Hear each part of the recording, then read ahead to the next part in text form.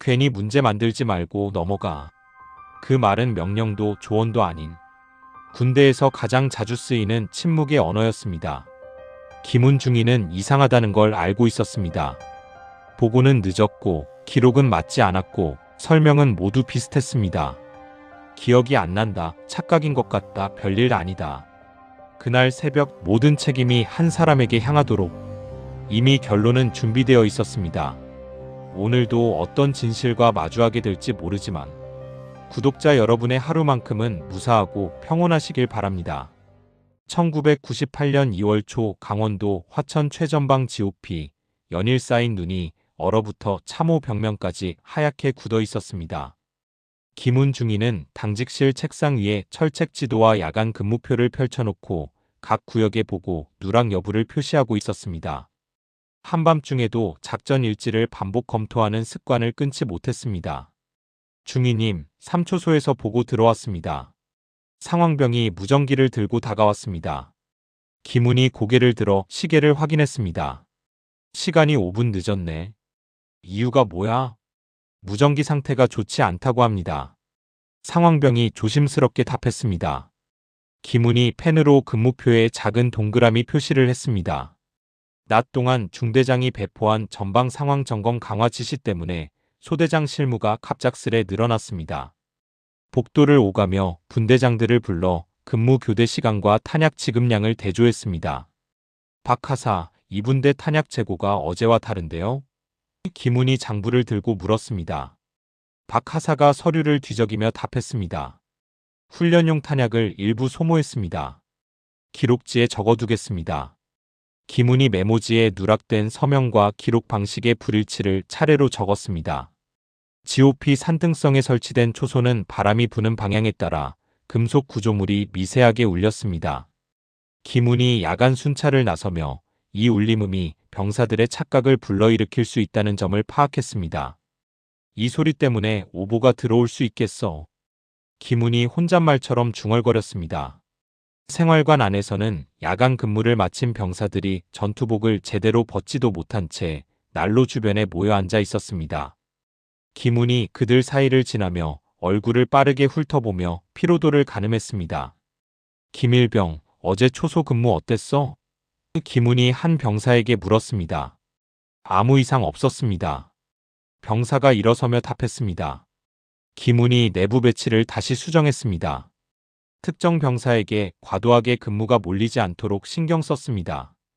부대 내부에서 발생한 최근 총기 사고 보고서가 상부에서 하달되자 중대장이 장교들을 불렀습니다. 최근 타 부대에서 총기 오발 사고가 있었다. 우리 부대도 주의해야 한다. 중대장이 자료를 나눠주며 말했습니다. 자료는 모호한 부분이 많았습니다. 김훈이 회의가 끝난 뒤 자료를 따로 가져가 탄도 각도와 사격거리를 수첩에 옮겨 적었습니다.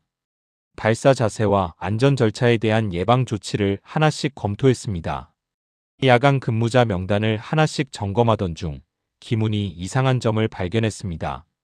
전날 특정 초소에서 보고된 철책 위쪽에서 들린 정체불명 소리가 근무일지에서 삭제되어 있었습니다.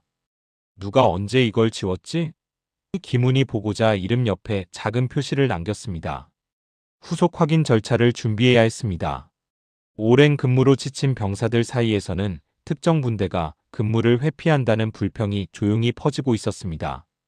김훈이 생활관 뒷문 근처에서 분대장 둘을 불렀습니다. 교대 배분이 공정하지 않다는 이야기가 들린다. 내일 아침 순서를 조정하겠다. 김훈이 엄한 표정으로 말했습니다. 관련 상황을 중대장에 보고하기 위해 별도의 문서를 작성해야 했습니다. 해가 지고 난 뒤 초소에서 내려온 병사들은 장비를 반납했습니다. 총기 외관에 눈 결정이 녹아 흘러내리는 모습이 보였습니다. 김훈이 총열 내부의 결로 여부와 탄창 장착 상태를 하나씩 확인했습니다. 날씨가 추우니까 장비 관리에 더 신경 써야 합니다. 김훈이 병사들에게 당부했습니다. 날씨 변화가 사격 안전에 미치는 영향까지 포함해 근무지 교대 지침에 수정이 필요한 부분을 기록했습니다. 당직실 뒤편 좁은 복도에서 행정병이 김훈의 개인 물품을 정리하다가 메모지 더미를 발견했습니다. 근무 시간 편차와 병력 이동 동선이 빽빽하게 적혀 있었습니다. 초소별 위험 구간 표시까지 세세하게 기록되어 있었습니다. 이 메모들은 김훈의 업무 강박과 전방 환경에 대한 지속적인 불안을 드러내고 있었습니다. 밤이 깊어질수록 GOP 산등성에는 더 강한 바람이 불어왔습니다. 초소 지붕을 흔드는 바람 소리가 점점 커졌습니다. 김훈이 당직실 창문을 열어 능선의 조도를 육안으로 확인했습니다. 손전등의 밝기와 배터리를 교체하며 다음날 점검해야 할 초소를 체크했습니다. 작전 지도 위에 붉은 표시로 하나씩 남겼습니다. 생활관으로 돌아가는 길목에서 중대장과 잠시 마주쳤습니다. 김중희, 내일 상급 부대 불시 점검이 있을 수도 있다. 준비해두게. 중대장이 조심스레 말하고 빠르게 자리를 떠났습니다. 김훈이 이 미확정 보고가 향후 소대 운영에 미치는 부담을 계산했습니다. 내부 점검의 우선순위를 다시 조정해야 했습니다. 그날 밤 당직실 책상 위에 놓인 작전지도 한가운데 고지대 초소로 향하는 통로가 붉은색 펜으로 강조되어 있었습니다. 다음 날 새벽 김훈이 직접 이동하며 점검할 예정인 구역이었습니다. 이 표시는 곧 몇 시간 뒤 발생할 사건의 중심이 될 장소를 조용히 가리키고 있었습니다. 1998년 2월 24일 새벽 무렵 GOP 구간의 기온은 영하 13도까지 떨어졌습니다. 전날 내린 눈이 굳어 참호 계단마다 얼음층이 생겨 있었습니다. 김훈 중위는 근무 교대를 앞둔 병력들의 부상 위험을 최소화하기 위해 통로 점검표를 다시 펼쳐 점검 순서를 조정했습니다. 새벽 1시 40분 당직실에서는 상황병이 무전기로 각 초소의 교대 준비 상태를 순차적으로 확인하고 있었습니다. 1초소 교대 준비 완료했습니다. 무전기에서 목소리가 흘러나왔습니다. 2초소도 준비 완료입니다. 또 다른 목소리가 이어졌습니다. 김훈이 상황 기록지에 공란을 하나씩 채우면서 고지대 초소에서 보고되어야 할 정시통신이 아직 입력되지 않은 사실을 확인했습니다. 고지대 초소는 아직 응답이 없나요? 김훈이 상황병에게 물었습니다. 네, 계속 호출하고 있는데 응답이 늦습니다. 상황병이 다시 무전기를 잡았습니다. 김훈이 해당 구역의 근무자 명단을 별도로 분리해 두었습니다. 생활관 복도에서는 교대 준비 중인 병사들이 방한복을 여미며 소총을 점검하고 있었습니다. 1분대 교대조 점검 받겠습니다.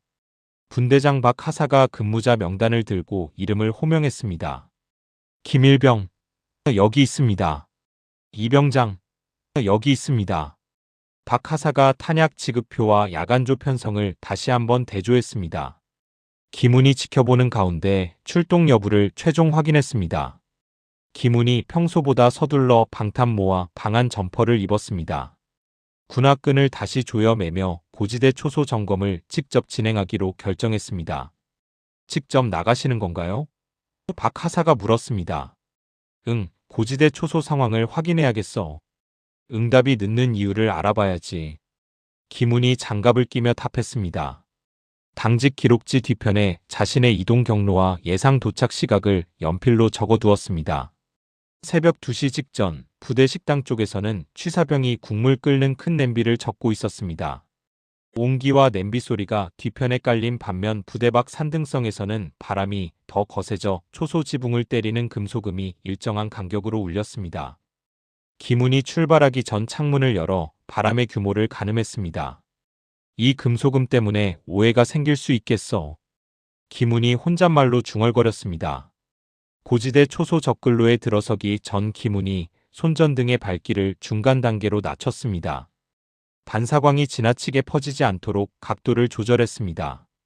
발 아래 얼어붙은 눈이 부서지는 소리가 커지지 않게 발끝을 이용해 조심스럽게 이동했습니다. 눈 위에 남는 자신의 발자국 폭과 깊이를 유심히 살펴보며 걸었습니다.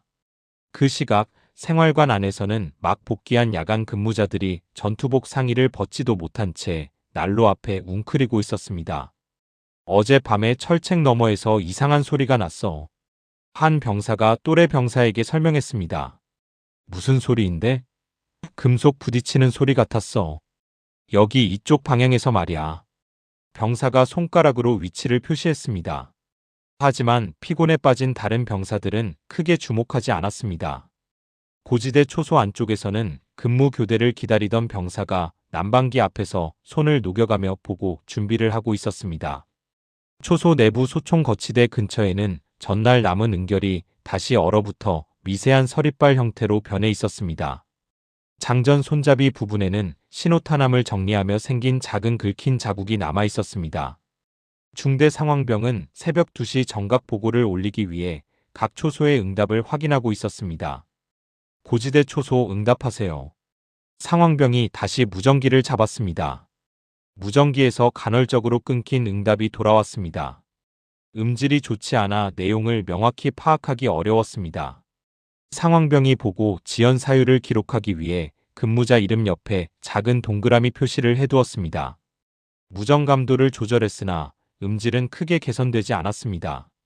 새벽 2시 20분을 넘기면서 GOP 능선 상공은 더 진한 바람층이 형성됐습니다. 초소 주변 나뭇가지가 뒤틀리며 서로 부딪히는 소리가 커졌습니다.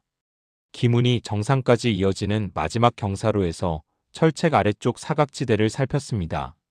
손전등을 바짝 낮춰 눈 덮인 표면에 새로 생긴 흔적이 없는지 천천히 후쳤습니다. 초소까지 이어지는 최종 구간에서는 눈이 허리 높이까지 쌓여있는 지점이 일부 있었습니다. 기문이 무릎을 살짝 굽혀 체중을 분산시키며 발자국 폭이 일정하게 유지되도록 신경 썼습니다.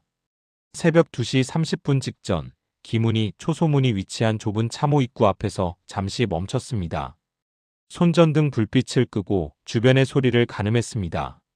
초소 내부에서 교대 병사가 움직이며 소총을 거치대에 올리는 미세한 금소금이 들리는지 확인했습니다.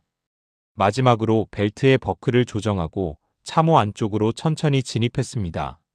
다음 날 아침 6시 직전 교대조를 이끌던 분대장 박하사는 고지대 초소로 이어지는 마지막 경사로를 오르고 있었습니다.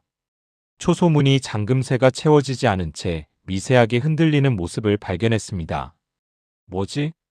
박하사가 발걸음을 멈췄습니다. 근무자가 실수로 잠그지 않은 것인지 판단하기 위해 문틀과 주변 눈 표면을 먼저 살폈습니다. 이상하네. 근무 수칙상 문은 항상 잠가야 하는데. 박하사가 혼잣말했습니다. 장화를 벗은 채 참호 안쪽으로 조심스럽게 접근했습니다. 문을 밀어보니 예상보다 쉽게 열렸습니다. 박하사가 순간 경계태세로 자세를 낮췄습니다. 초소 내부를 향해 손전등을 들어 올렸습니다. 빛이 닿는 바닥 중앙에 군복 상의가 약간 젖은 형태로 쓰러져 있는 장교의 몸이 보였습니다. 이게 뭐야? 박하사가 경악하며 즉각 무전기를 움켜쥐었습니다. 상황실. 비상사태 발생했습니다. 고지대 초소에서 김운중위님이. 박하사의 목소리가 떨렸습니다. 무엇이라고? 다시 말해보세요. 상황실에서 응답이 왔습니다. 김운중위님이 초소 내부에서 쓰러져 있습니다. 즉시 지원 요청합니다. 초소 내부 바닥에는 융설이 채 녹지 않은 얼음이 패여 있었습니다. 그 위에 눕혀진 김운의 몸 주변에는 총기에서 분출된 잔여물이 미세하게 흩어져 있었습니다. 턱 아래 밀착된 총구 자국과 응고된 혈흔이 선명하게 남아 있었습니다. 박하사가 시신을 자세히 보니 오른손이 총기와 거리감이 미묘하게 벌어진 상태로 굳어 있었습니다. 이상해. 총을 잡고 있어야 하는 거 아닌가? 박하사가 의아해했습니다.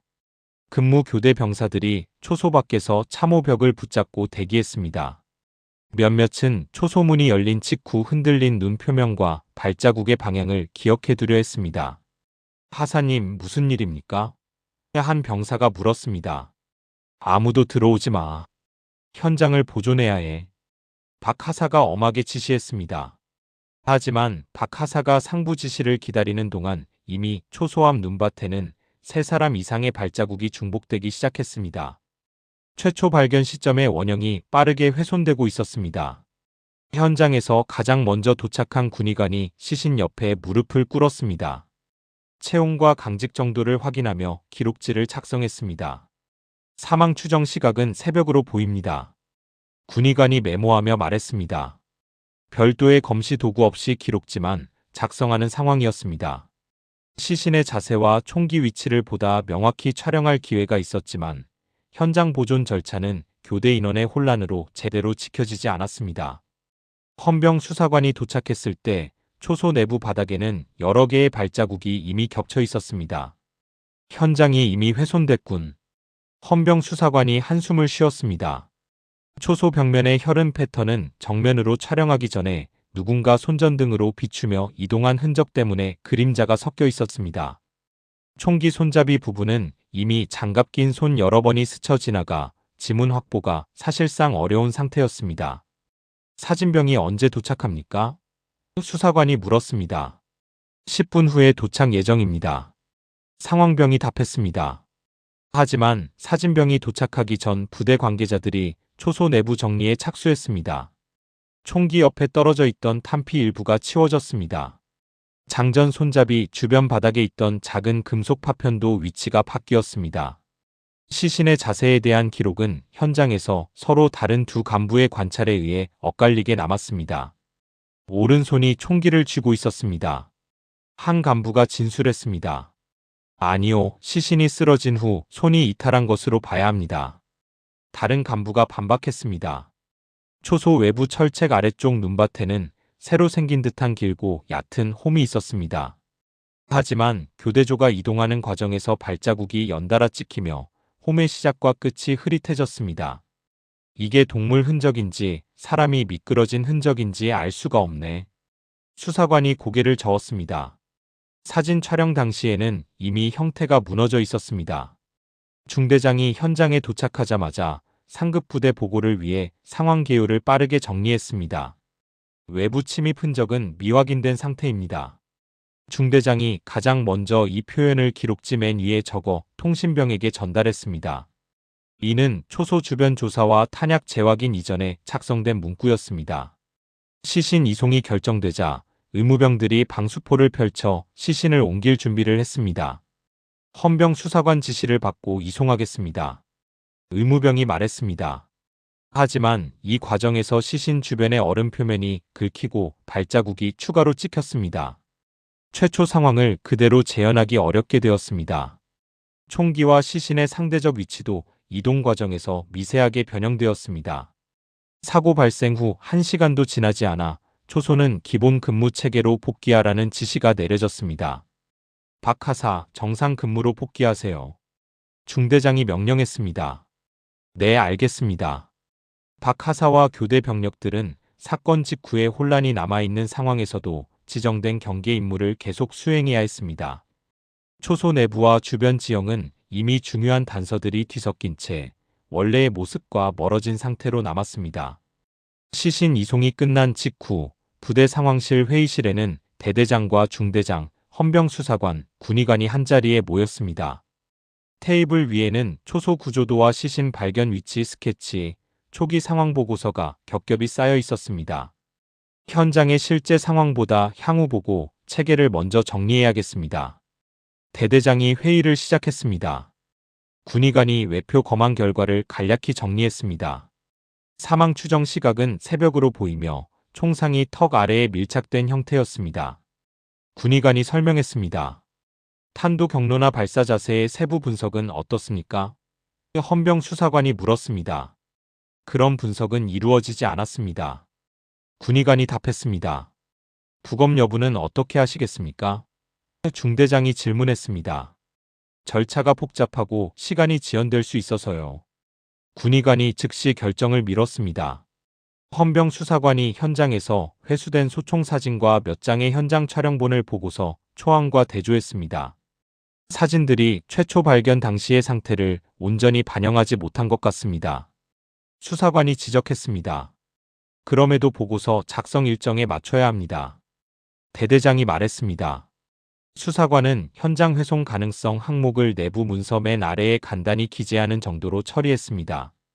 중대장이 상급 부대 보고를 위해 사건 개요 문구를 준비했습니다.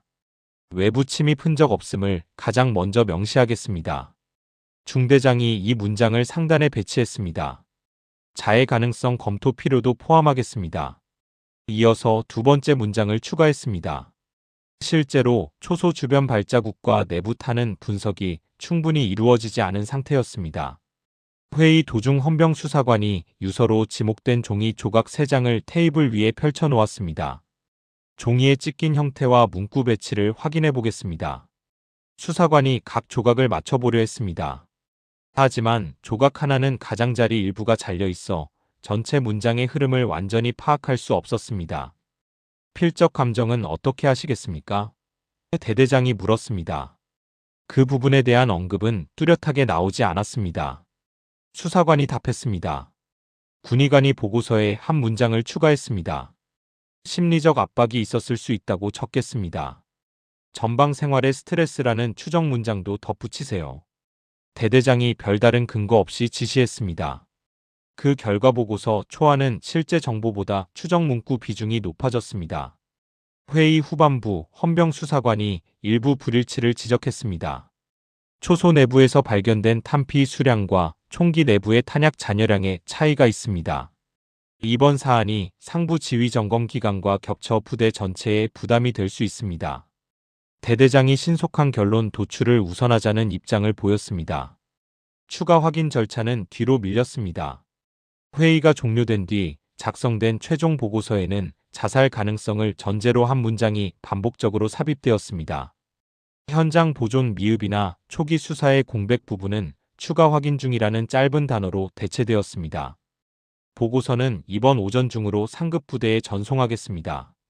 중대장이 말했습니다. 같은 시각 생활관에서는 병사들이 식판을 들고 줄을 서 있었습니다. 김은중위님이 전날 밤 혼자 점검을 나가셨다던데. 한 병사가 의문을 표했습니다. 그런 일이 자주 있었나요? 다른 병사가 물었습니다. 부대 내에서는 이미 자살 추정 결론이 빠르게 퍼지고 있었습니다. 병사들은 표정만 바뀔 뿐 공식적으로는 어떤 질문도 하지 않았습니다. 부대 정문 근처 회의동에서는 장교들이 모여 대대 보고를 준비하고 있었습니다. 사건을 어떻게 설명해야 할까요? 한 장교가 물었습니다. 현장 사진이 부정확하다는 점이 우려됩니다. 다른 장교가 말했습니다. 결론이 이미 정리된 상황에서 언급할 필요가 없습니다. 중대장이 관련 파일 검토를 더 이상 진행하지 않도록 지시했습니다. 보고가 상부에 도착한 뒤 군 홍보실에서는 언론 대응 문구를 준비했습니다. 순직 장교의 안타까운 선택이라는 표현을 검토하겠습니다. 홍보실 담당자가 말했습니다. 부대에서는 이미 시신 확인과 유가족 통보 절차를 자살 전제로 준비하고 있었습니다. 아직 정확한 탄도 분석이나 현장 재점검은 이루어지지 않은 상태였습니다. 사건 발생 하루도 되기 전에 군 내부는 이미 사건을 전방에서의 자살이라는 방향으로 정리하는 흐름을 굳혔습니다. 현장에 남아있던 의혹들은 점점 기록 속에서 희미해지기 시작했습니다. 사건 다음 날 오전 서울의 아파트 단지에서는 출근 준비로 분주했던 김은중이의 부모집 초인종이 울렸습니다. 현관 앞에는 정복을 갖춰 입은 장교 2명이 서류 봉투를 들고 서 있었습니다. 김은중이 아버님이십니까? 장교 중 한 명이 정중하게 물었습니다. 네, 그런데 무슨 일이십니까? 김은의 아버지가 문을 열며 답했습니다. 부대에서 나왔습니다. 중요한 말씀을 드려야 해서요. 장교가 집 안으로 들어서며 손에 쥔 봉투를 단단히 움켜쥐었습니다. 거실에 앉은 부모는 장교가 내민 통보서를 받아들었습니다. 적혀있는 사망 형태와 시간, 장소를 눈으로 따라갔지만 문서 내용이 지나치게 간략했습니다. 어떤 상황에서 어떤 과정으로 우리 아들이 죽었는지 알 수 없는데요. 어머니가 떨리는 목소리로 말했습니다. 정해진 규정에 따라 설명드린 것입니다. 장교들이 세부 질문이 나오자 서로를 바라보며 답변을 미뤘습니다. 장례식장이 마련된 후 상자 속에 누워있는 아들의 얼굴을 확인한 어머니가 목 아래에 남은 총상과 주변에 응고된 흔적을 바라봤습니다. 이게 문서로 설명된 것과 같은 건가요? 어머니가 시신 상태를 보며 의문을 표했습니다. 아버지는 시신의 오른손과 총기 위치를 살펴보며 군에서 설명한 내용과 다를 수도 있다는 의심을 지우지 못했습니다. 빈소 한쪽에서는 부대에서 파견된 장교들이 조문객을 맞으며 상황을 간략히 설명하고 있었습니다. 시신 사진 원본과 현장 촬영 자료를 볼 수 있을까요? 유가족이 요청했습니다. 자료 일부만을 보여줄 수 있습니다. 절차상 제한이 있어서요. 장교가 답했습니다. 제공된 자료는 현장의 전체 구조나 정확한 자세를 판단하기에 부족했습니다. 친척 중 한 명이 가져온 군 기록 요약본에는 외부 침입 흔적 없음과 유서로 추정되는 메모 발견이 핵심 근거로 기재되어 있었습니다. 메모의 형태나 발견 경위는 설명되어 있지 않네요. 친척이 지적했습니다. 유가족은 처음으로 사건이 너무 빠르게 자살 전제로 정리된 것이 아닌지 의문을 구체적으로 갖기 시작했습니다. 장례 기간 동안 찾아온 동료 장교와 병사들이 생전 기문의 모습을 전했습니다. 근무 관련 스트레스를 많이 받으셨지만 극단적 선택을 암시한 적은 없었습니다. 한 장교가 말했습니다. 사건 전날까지도 업무 계획과 인수인계 자료를 정리하고 계셨어요. 한 병사가 증언했습니다. 이 말은 유가족의 의심을 더욱 깊게 만들었습니다. 한 저녁 유가족은 부대가 제공한 현장 사진 몇 장을 테이블 위에 펼쳐 놓았습니다. 시신의 자세, 총기 위치, 혈흔 패턴, 초소 내부 배치를 차례로 비교했습니다. 사진마다 찍힌 각도와 조명이 달라서 정확한 상황 판단이 어려워 아버지가 한숨을 쉬었습니다. 초소 출입문 방향에서 찍힌 사진은 시신 주변 발자국이 이미 흐트러진 뒤의 모습이었습니다. 부모는 부대 측에 부검 여부를 재차 문의했습니다. 이미 시신이 안치된 상태라 절차상 어려움이 있습니다. 부대 측의 답변이 돌아왔습니다. 왜 즉각적인 부검을 진행하지 않았는지 명확한 이유를 알 수 있을까요?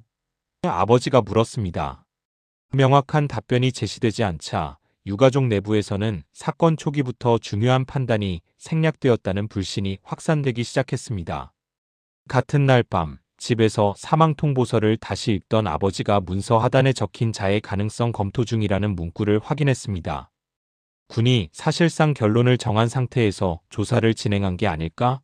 아버지가 별도의 메모장을 꺼내 의문점 목록을 만들기 시작했습니다. 친척 중 언론사와 연결된 사람이 사건 개요를 간단히 기자에게 전달했습니다. 며칠 뒤 유가족 집을 찾아온 기자가 현장 사진과 통보서를 하나씩 살펴봤습니다. 자살로 보기 어려운 요소가 다수 존재합니다. 기자가 지적했습니다. 언론을 통한 공식 제기가 필요할 것 같습니다. 유가족이 현실적으로 받아들였습니다. 장례 마지막 날 유가족은 장교들에게 사건 관련 자료 일체의 사본 제공을 요구했습니다. 보안 규정을 이유로 일부 자료만 제공할 수 있습니다. 군 측이 상세 내용 확인을 제안했습니다. 부모는 그 자리에서 해당 절차가 사건의 정확한 원인을 밝히는데 얼마나 장애가 되는지 체감했습니다. 장례가 끝난 뒤 빈소의 조명이 꺼지고 조문객들이 모두 돌아간 늦은 밤 유가족의 테이블 위에는 현장 사진과 통보서, 메모, 군 기록 요약본이 그대로 펼쳐져 있었습니다. 부모는 자료들을 하나씩 평면 위에 배열해 사건의 흐름을 추적하려 했습니다. 초기 기록의 허정과 부실함이 드러날수록 아들의 죽음에 대한 가장 기본적인 설명조차 확보되지 않았다는 사실만이 명확해지고 있었습니다. 장례가 끝난 지 며칠 후 아침 신문 사회면 하단에 작은 박스로 실린 기사 하나가 전방장교 의문사, 자살 단정 논란이라는 제목을 달고 공개되었습니다. 기사에는 유가족이 제공한 사진 일부와 현장 훼손 가능성에 대한 문제 제기가 포함되어 있었습니다. 이제 우리만의 싸움이 아니게 됐구나. 김훈의 아버지가 신문을 내려놓으며 말했습니다. 기자들이 기사를 통해 드러난 의혹을 바탕으로 군 홍보실에 추가 확인을 요청했습니다. 절차상 답변이 어렵습니다. 홍보실 담당자가 정확한 자료 제공을 미뤘습니다. 한 방송사 취재팀은 독자적 접근을 시도하며 사건 초기 보고서와 군 내부 회람 문건을 수집하려고 현역 군인 제보창구에 연락을 넣었습니다. 사회부 회의에서 이 사건을 군 사망사건 패턴 분석 기획의 첫 사례로 삼기로 했습니다. PD가 제작진에게 설명했습니다. 제작진은 유가족이 보관 중이던 원본 자료들을 확인했습니다. 사진 순서가 뒤섞여 있는 점과 시신 발견 당시의 정확한 총기 위치가 명확히 기록되지 않은 점을 분석해 프로그램의 첫 장면 구성에 반영했습니다. 유가족 집을 찾은 취재팀이 식탁 위에 펼쳐진 시신 사진과 통보서를 촬영했습니다. 초소 내부 사진에서 시신 주변의 발자국이 서로 다른 방향으로 겹쳐 있네요. 촬영 감독이 해당 장면을 반복적으로 확대하며 자료화했습니다. 이는 다큐멘터리 예고편의 핵심 이미지로 사용될 예정이었습니다. 한 법의학자가 방송사 요청으로 현장 사진과 탄도 정보를 검토했습니다. 총구가 턱 아래에 밀착된 상태에서 발사될 경우 일반적으로 생기는 분출 흔적과 시신 사진 속 흔적이 정확히 일치하지 않을 수 있습니다. 법의학자가 조심스럽게 의견을 제시했습니다. 이는 제작진 내부에서 논란을 일으키며 추가 전문 자문을 불러오는 계기가 되었습니다. 필적 감정 전문가는 유서로 지목된 종이 조각 3장을 촬영본으로 검토했습니다. 글씨 일부는 생전 김운중이의 필체와 유사하지만 전체 문장 구조가 동일인의 필체로 보기 어렵습니다. 전문가가 잠정 의견을 냈습니다. 이 의견은 보도자료 초안에 유서 진이 불확실이라는 문장으로 포함될 정도로 취재팀의 핵심 포인트가 되었습니다. 방송사는 이를 바탕으로 첫 특집 방송의 오프닝을 현장 회송과 조기 결론이라는 두 축으로 구성했습니다. 화면에서는 초소 내부의 흐트러진 발자국과 겹쳐진 손전등 반사 흔적, 총기 주변의 불명확한 지문 상태를 순차적으로 보여줬습니다. 군의 초기 수사가 정밀하지 않았다는 문제점을 시청자에게 시각적으로 전달하겠습니다. PD가 편집 방향을 설명했습니다. 보도가 나가자 군 내부에서는 해당 방송 내용이 군 전체의 신뢰에 영향을 줄 수 있다는 우려가 제기되었습니다. 유족과 관련 자료를 충분히 검토 중이라는 성명서를 준비하겠습니다. 홍보실이 대응책을 마련했습니다. 하지만 정작 내부적으로는 추가 조사를 계획하지 않은 상태였기 때문에 성명서 초안은 모호한 표현들로 채워졌습니다. 방송 직후 국회 국방위원회 소속 몇몇 의원들이 사건 자료를 요청했습니다. 군 사망 사건 전반에 대한 점검이 필요합니다. 한 의원이 내부 회의에서 언급했습니다. 김운중이 사건을 타살 정황이 있는 미해결 사안으로 분류해 별도의 검토가 필요합니다. 다른 의원이 입장을 공유했습니다. 사건은 단순 보도를 넘어 정치적 관심의 범주로 확장되었습니다. 유가족은 언론 보도 직후부터 수많은 인터뷰 요청을 받았습니다. 사건의 핵심이 흐려지는 것을 우려해 제공할 자료 목록을 엄격히 제한하겠습니다. 아버지가 초소 구조도와 시신 위치, 초기 보고서, 복사본만 제공하며 언론이 과장하거나 왜곡하지 않도록 실물을 직접 확인하는 절차를 요구했습니다. 시민단체와 인권단체에서는 사건 관련 태스크포스를 구성해 군 사망사건 조사 제도의 문제점을 정리하기 시작했습니다. 독립조사기구 필요성을 주장하기 위해 김운중이 사건을 사례 중 하나로 제시하겠습니다. 시민단체 관계자가 말했습니다. 군 내부 보고와 현장 사진 사이의 불일치를 분석하는 작업을 외부 전문가와 함께 진행했습니다.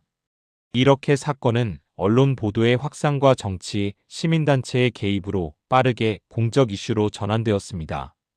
군의 초기 결론과 유가족의 의문 사이의 간극은 점점 좁혀지기는커녕 더 큰 구조적 문제로 이어지며 사건은 단순한 사고가 아닌 제도적 공백의 상징처럼 다뤄지기 시작했습니다. 사건이 발생한 지 몇 해가 지난 뒤 국가 차원의 의문사 진상규명위원회가 출범했습니다. 김운중이 사건은 첫 조사 대상 목록에 포함되었습니다. 군이 보관 중인 초기 수사 기록과 보고서를 이관받겠습니다. 조사관들이 국방부 자료실을 방문해 문서 수량과 보존 상태를 하나씩 대조했습니다. 자료실 선반에 놓인 사건 파일은 외형상 두꺼웠지만 조사관이 페이지를 넘길수록 문제점이 드러났습니다. 현장 사진의 촬영 순서가 불명확했습니다. 일부 보고서는 날짜와 서명이 빠진 채 복사본만 존재했습니다. 초소 구조도가 수정된 흔적이 있네요. 조사관이 지적했습니다. 사건 초기 기록 관리가 체계적이지 않았다는 점이 즉각 드러났습니다. 조사관들은 당시 수사에 참여했던 헌병과 지휘관들을 불러 참고인 조사를 진행했습니다. 현장에서 어떤 발자국이 처음 발견된 것이었습니까? 조사관이 질문했습니다. 기억이 흐릿합니다. 몇 년이 지나서요. 헌병이 답했습니다. 총기 손잡이를 누가 가장 먼저 만졌는지 기억하십니까? 다른 조사관이 물었습니다. 각자의 진술이 서로 엇갈렸습니다. 핵심 질문에는 일관된 답변을 얻기 어려웠습니다. 위원회는 사건 재구성을 위해 모의 시뮬레이션을 계획했습니다. 민간 법의학자와 탄도 전문가, 총기 교관을 포함한 자문단을 소집했습니다. 초소 내부 크기와 총기 길이, 발사 가능 각도를 토대로 실제 자세를 구현하겠습니다. 자문단이 모델링 자료를 제작해 사건 발생 당시의 환경을 최대한 정밀하게 재현했습니다. 자문단의 일부는 특정 자세에서 스스로 턱 아래에 총구를 밀착시키는 것이 가능하다고 분석했습니다. 초손의 공간 구조와 팔 길이, 총열 길이를 비교했을 때 자연스러운 자의 자세와는 차이가 있습니다. 다른 일부는 반대 의견을 제시했습니다. 이러한 의견 차이는 조사위 내부 회의록에 그대로 병기되었습니다. 위원회는 유서로 지목된 종이 조각의 진위를 확인하기 위해 필적 감정기관에 공식 감정을 의뢰했습니다. 일부 유사하지만 동일인 단정 불가입니다. 감정 결과가 나왔습니다. 이는 메모가 사망 동기를 입증하는 근거로 사용되기 어렵다는 판단을 강화하는 계기가 되었습니다. 조사 과정에서 가장 큰 문제는 부검이 이루어지지 않았다는 사실이었습니다. 총상 각도와 분출 흔적, 근접 거리 판단을 위해 필요한 내부 조직 정보를 확보할 수 없습니다. 전문가들이 반복적으로 지적했습니다. 군이 왜 초기 단계에서 부검을 결정하지 않았는지가 가장 중요한 쟁점입니다. 조사위가 이 부분에 집중했습니다. 위원회는 당시 초소 근무자 중 일부 병사들의 진술을 채록했습니다. 이상 소음이 들렸습니다. 한 병사가 기억을 더듬었습니다. 철책 근처에 흐릿한 발자국이 있었던 것 같습니다. 다른 병사가 진술했습니다. 하지만 진술자들이 사건 이후 전역하거나 배치 이동을 거치며 확신도가 떨어진 상태였습니다. 이 기억들이 실제 정황 증거로 사용되기엔 일관성과 구체성이 부족했습니다. 군은 위원회의 자료 요구에 응했지만 추가 제출된 문서들 역시 초기 보고서와 유사한 내용을 반복했습니다. 일부 단락이 비어있는 형태였습니다. 중요한 기록이 빠졌거나 작성되지 않았군요. 조사관들이 사건 초기 단계부터 진상규명의 기반이 약화되었다는 점을 내부적으로 명확히 인식했습니다. 조사위 내부 회의에서는 사건 결론을 둘러싼 의견이 갈렸습니다. 타살 근거가 명확하지 않습니다. 일부 조사관이 신중한 결론을 주장했습니다. 자살로 단정하기에는 현장 훼손과 기록 누락이 너무 큽니다. 다른 조사관들이 사건을 불명으로 규정해야 한다는 입장을 내세워 긴 논쟁이 이어졌습니다. 최종 보고서 초안은 자살을 단정할 수 있는 근거 부족과 타살 정황 또한 결정적 증거 부족을 모두 명시하는 방향으로 작성되었습니다. 사건의 핵심 쟁점으로는 현장 보존 실패와 부검 미실시, 기록 누락 등 절차적 문제들이 강조되었습니다. 결론은 사망 형태 불명으로 정리하겠습니다. 조사위가 최종 문구를 확정했습니다. 보고서가 완성되기 직전 조사관들은 초소를 다시 방문해 지형과 구조를 확인했습니다. 사건 당시와 달라진 환경과 복원 불가능한 흔적들로 인해 명확한 결론을 도출하기 어렵다는 판단을 재확인했습니다. 사건은 결국 가장 중요한 몇 분의 진실이 영구적으로 사라진 상태에서 공식 기록 속에 불명이라는 단어로 남게 되었습니다. 의문사위가 최종 브리핑을 진행한 날 유가족은 회의실 뒤편 테이블에 앉아 보고서가 낭독되는 과정을 지켜보았습니다. 사망 형태는 불명으로 결론 내렸습니다. 조사관이 발표했습니다. 단정적 결론을 회피한 불명이라는 문구가 발표되는 순간 아버지는 손에 들고 있던 펜을 내려놓았습니다. 문서의 잉크가 더 이상 어떤 설명도 제공하지 못한다는 사실을 직감했습니다. 위원회는 브리핑룸 앞단에 기자용 패널을 설치해 사건 경위와 조사 결과를 시각 자료로 설명했습니다. 현장 훼손과 부검 미실시로 인해 규명 불가 영역이 발생했습니다. 조사관이 이 부분을 강조했습니다. 취재진은 즉시 노트북을 열어 초기 수사 부실이라는 표현을 기사 제목에 반영했습니다. 사망 형태가 미해결이라는 점을 반복적으로 확인했습니다. 브리핑이 끝난 뒤 복도에서는 기자들이 조사관에게 추가 질문을 던지는 모습이 이어졌습니다. 초소 내부 구조는 어떻게 분석하셨습니까? 한 기자가 물었습니다. 결정적 단서가 없습니다. 조사관이 답했습니다. 기록 누락의 세부 사항은 어떻습니까? 다른 기자가 질문했습니다. 역시 결정적 단서가 없습니다.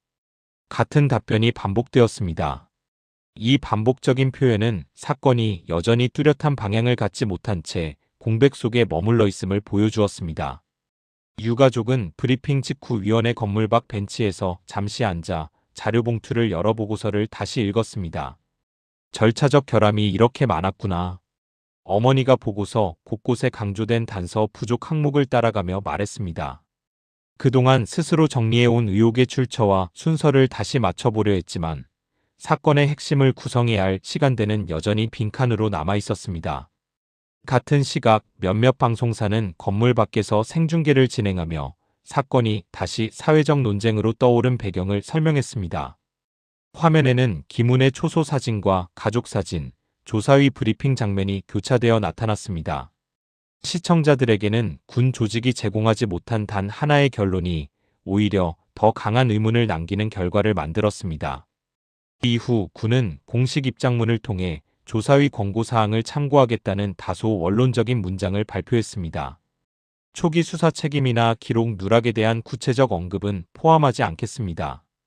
군 홍보실 담당자가 말했습니다.